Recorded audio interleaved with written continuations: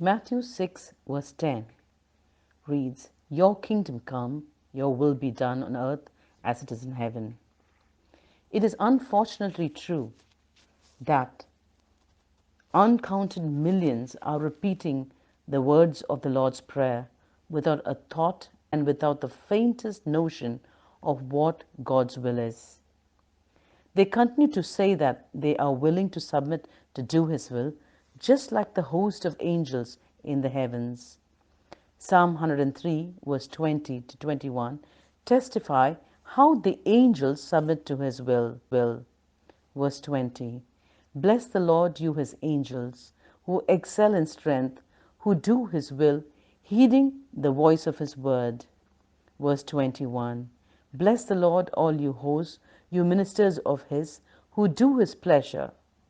So here we find and umpteen scriptures that give us evidence that His angels were ready, quick to hear and do what He says, and alert to respond to whatever He wills.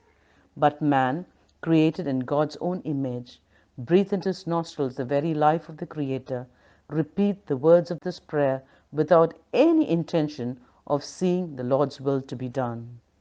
Instead, he expects God to change the universe to his command and his needs. He expects God to be his Jenny. When you pray this prayer, what are you asking God? You are asking Him to help you find and willing to do His will in your life. In order to submit to do His will, we must know what God's will is.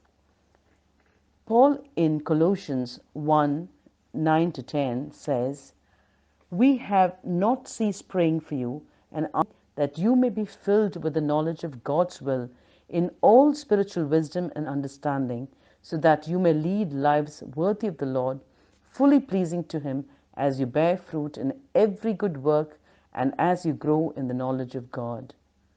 What do you think is the cause of all the unrest, frustration, unhappiness, and sense of powerlessness in the life of man today? It can be traced to trying to follow his own self-will. One Bible teacher says that when you pray, "Thy will be done," you're praying for three things: the consummation of the world, God's comprehensive will; the salvation of the lost, God's compassionate will; obedience of every believer to Lord's command, God's commanding will. Knowing God's will is not enough. We must do it. Knowing God's will make you tired, perhaps, but doing God's will is what makes you blessed. Jesus practiced before He taught us. In John 4:34, Jesus said, "My meat is to do the will of Him that sent me and to finish His work." In the dark garden of Gethsemane, as He anticipates the agonizing death, He cries, "Father, if thou be willing, remove this cup from me. Nevertheless, not my will, but thine be done." Luke 22:42. Christ accomplished God's will actively. Are you, as His disciples, accomplishing His will? To glibly